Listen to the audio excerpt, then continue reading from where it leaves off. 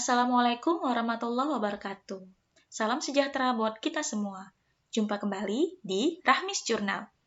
Pada video kali ini, kita akan membahas tentang ukuran sampel penelitian. Pada video ini, kita akan membahas lebih lanjut bagaimana cara menentukan ukuran sampel dari suatu populasi dalam penelitian. Check this out. Baik, terdapat beberapa pendekatan menentukan ukuran sampel. Yang pertama, sensus, jika jumlah populasi sedikit atau kecil. Yang kedua, meniru ukuran sampel pada penelitian yang serupa. Yang ketiga, menggunakan tabel ukuran sampel yang sudah dipublikasikan. Artinya, ada tabel yang sudah ada dan kita gunakan tabel tersebut untuk menentukan ukuran sampel pada penelitian kita. Dan yang terakhir adalah menggunakan formula atau rumus dalam menghitung ukuran sampel. Nah, pada video ini saya akan membahas lebih lanjut poin yang keempat, yakni menggunakan formula atau rumus untuk menghitung ukuran sampel. Serta poin ketiga, yakni menggunakan tabel ukuran sampel yang sudah dipublikasikan.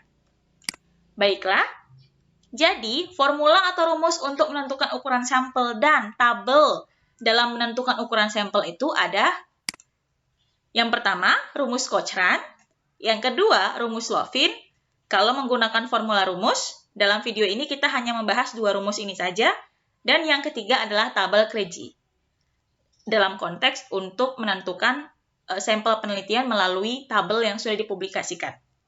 Nah, selanjutnya saya akan membahas lebih lanjut mengenai rumus Cochrane. Baik, rumus Cochrane seperti ini. N sama dengan T kuadrat dikali P dikali Q per D kuadrat dibagi 1 tambah 1 per N kali T kuadrat kali P kali Q per D kuadrat dikurang 1. Di mana N ini merupakan jumlah ukuran sampel minimal. Sedangkan T kuadrat ini merupakan tingkat kepercayaan yang mana yang kita gunakan adalah 0,95 atau 95%. Sehingga nilai T itu sudah ada ketentuannya, yakni 1,96. Sedangkan nilai P ini adalah proporsi dan karakteristik tertentu atau golongan. Biasanya nanti akan tersaji pada soal atau kasus. Q ini apa? Q ini adalah 1 dikurang P, si P yang proporsi tadi. Ya, lalu si D ini adalah taraf kekeliruan. Kita gunakan 0,05%, 0,05 atau 5%, atau tingkat errornya. Selanjutnya, 1 tambah 1 per N besar. Kalau tadi N kecil adalah jumlah ukuran sampel minimal, sedangkan N besar, N kapital merupakan ukuran populasi. Lalu, T kuadrat kali P kali Q sama seperti yang di atas, per D kuadrat sama dikurang 1. Siapa 1? Kenapa ada 1 di sini? 1 adalah bilangan konstan. Baik, supaya lebih memahami, silahkan cek pada lanjutannya mengenai contoh kasus. Baik, pada video ini saya akan mengambil contoh kasus di mana sekelompok peneliti mau melakukan penelitian terkait pengaruh gender siswa terhadap kemampuan berkomunikasi siswa. Siapa siswanya? Siswanya yakni kelompok TKJ dan kelompok RPL, Teknik Komputer Jaringan dan Rekayasa Perangkat Lunak yang berasal dari SMK Negeri dan SMK Swasta di Kota Medan. Dalam hal ini, sampelnya adalah siswa kelompok TKJ dan RPL. Populasinya adalah seluruh siswa yang ada di SMK Negeri dan SMK Swasta di Kota Medan. Siswa kelompok TKJ dan RPL di semua sekolah di SMK Negeri dan SMK Swasta di Kota Medan. Nah, data jumlah siswa beserta gender siswa dapat dilihat pada tabel berikut. Nah, ini tabelnya, di mana siswanya itu ada kelas 10, kelas 11, dan kelas 12, karena tadi pada contoh kasusnya tidak dijelaskan kelas berapa, berarti kita mengambil seluruh siswa yang berada pada sekolah SMK Negeri dan SMK Swasta di Kota Medan dari kelas 10 sampai kelas 12. Nah, karena di sini ada faktor gender yang menjadi faktor pada variabel penelitian kita, maka kita harus jabarkan gender atau jenis kelamin pada siswa tiap kelas, yakni siswa laki-laki dan siswa perempuan. Dan di sini ada berapa banyak sekolah gitu kan? Ada 1 sampai 24. Ada kurang lebih 1 sampai 24 sekolah.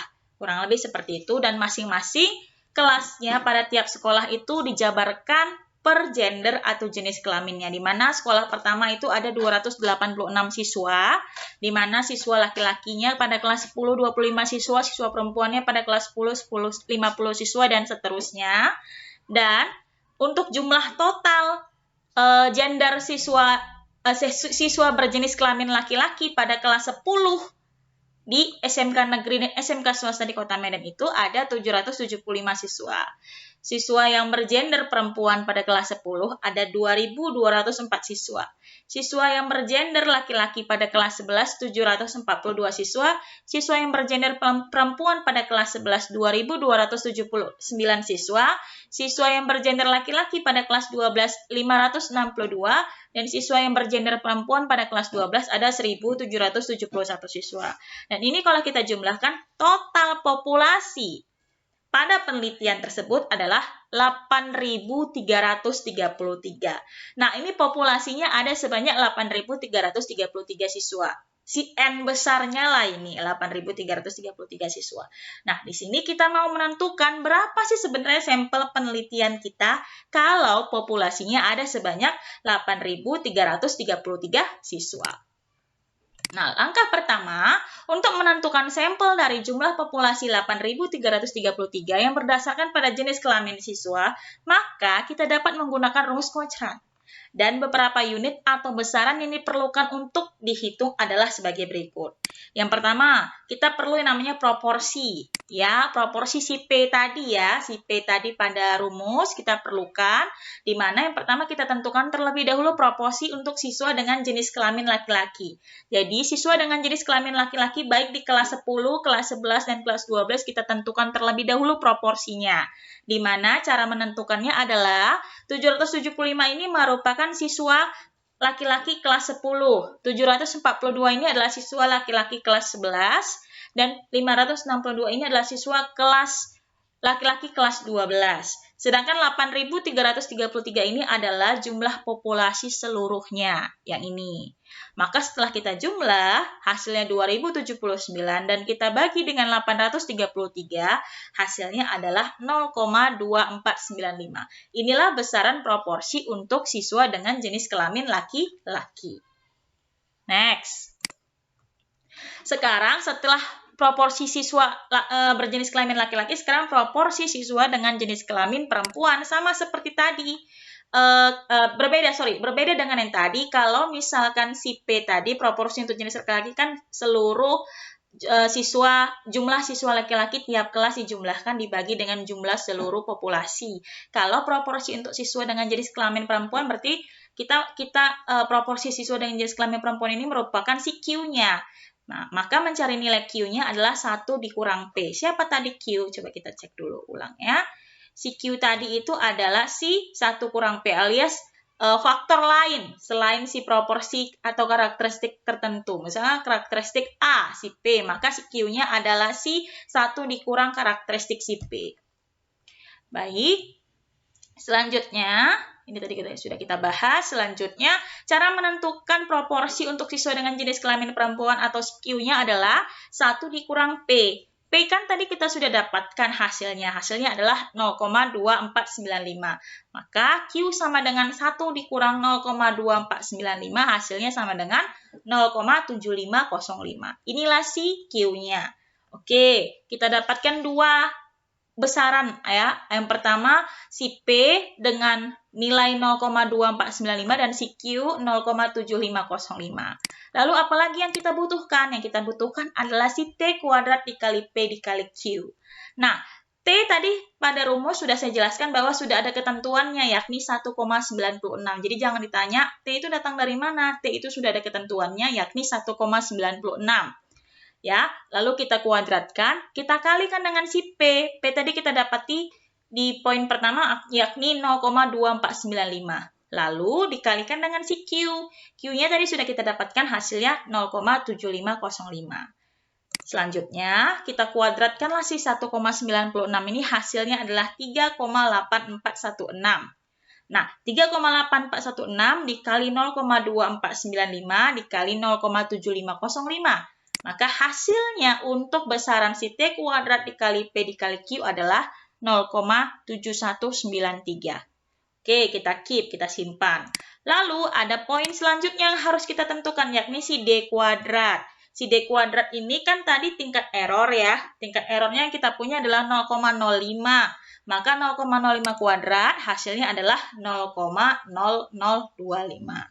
Nah, poin-poin sudah kita dapatkan. Si P 0,2495, si Q 0,7505, si T kuadrat kali P kali Q yakni 0,7193, dan si D kuadrat adalah 0,0025.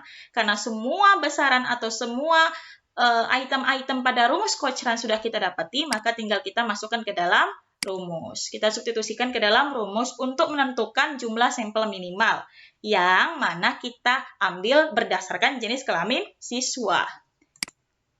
Di mana nantinya, ini rumusnya tadi, N sama dengan T kuadrat kali P kali Q per D kuadrat dibagi 1 tambah 1 per N di sini adalah populasi ya, kali T kuadrat kali P kali Q per D kuadrat dikurang 1. Sehingga T kuadrat kali P kali Q tadi kita dapati adalah 0,7193. Dibagi, D kuadrat ini tingkat errornya yakni 0,0025. Per, satunya sudah datang dari rumus. Tambah, satu yang di sini juga sudah datang dari rumus yakni bilangan konstanta. N besar inilah jumlah populasi. Jumlah populasi yang ada pada soal tadi adalah 8.333. Dikali 0,7193 yakni si T kuadrat kali P kali Q dibagi 0,0025 yakni si D kuadrat atau tingkat errornya ya, dikurang 1. Maka kita bagi dulu yang di atas. 0,7193 dibagi 0,0025 ini hasilnya adalah 287,72. Yang ini 1 per 8333 hasilnya adalah 0,000120. Yang ini tadi sudah kita dapati hasilnya 287,72. Nah, selanjutnya si 287,72 ini kita kurangkan dulu dengan 1. Hasilnya 286,72. Lalu 286,72 ini kita kalikan dengan 0,000120. Hasilnya adalah 0,0344064. Lalu langkah berikutnya 0,034464 ditambah 1. Maka hasilnya 1,034404. Itu nanti kita bagikan dengan 287,72. Jadi 287,72 dibagi 1,034404. Maka akan memperoleh hasil 278,150. Nah, kan nggak ada berapa banyak jumlah siswa di sekolah A atau sampel penelitian kalian, oh banyaknya adalah 278,150 siswa. Kan nggak mungkin. Jadi harus kita genapkan. Kita genapkan ke atas. Kenapa ke atas? Karena bilangan berkomanya, bilangan di belakang koma itu masih di bawah 5. Ya, masih di bawah 5. Maka kita genapkan ke bawah. Maka sampel penelitian kita adalah sebanyak 278. Ini 278 ya. 278. Atau bisa juga kita genapkan ke atas, yakni menjadi 279. Sehingga besarnya sampel penelitian yang akan digunakan jika kita dasarkan pada pembagiannya berdasarkan jenis kelamin siswa adalah 278 atau 279. Tergantung mana yang mau kita bulatkan ke atas atau kita bulatkan ke bawah. Nah, dari 8.333 sampel populasi tadi yang kita ambil hanya 278 atau 279 siswa. Jadi, menggunakan rumus Cochran ini kita bisa mengetahui bahwa, 278 atau 279 lah yang bisa kita ambil sebagai sampel yang mana nantinya dapat mewakili dari keseluruhan populasi sebanyak 8.333. Nah, itu rumus yang pertama atau metode pertama menggunakan rumus Cochran. Berikutnya, ada juga dengan menggunakan tabel Crecci. Nah, ini yang lebih simpel. Menggunakan tabel Crecci hanya kita lihat saja dari tabel yang sudah dipublikasikan dan kita bisa sesuaikan berapa besar taraf signifikansinya. Mau yang tingkat errornya 1%, 5%, atau 10%. Nah, kita bisa lihat di tabel ini. Jadi kita punya N-nya berapa? N kita ada 80. Kalau kita mau pakai signifikansi 5%, berarti dari 80 siswa atau 80 orang jumlah populasi ya yang kita ambil hanya 65 sampelnya. Kalau kita mau mengambil signifikansinya 5%. Kalau misalkan sampel kita ada 232 siswa, maka 650.000 siswa misalkan ya, maka kita ambil sampelnya misalkan signifikansi 5% yakni hanya 348 siswa.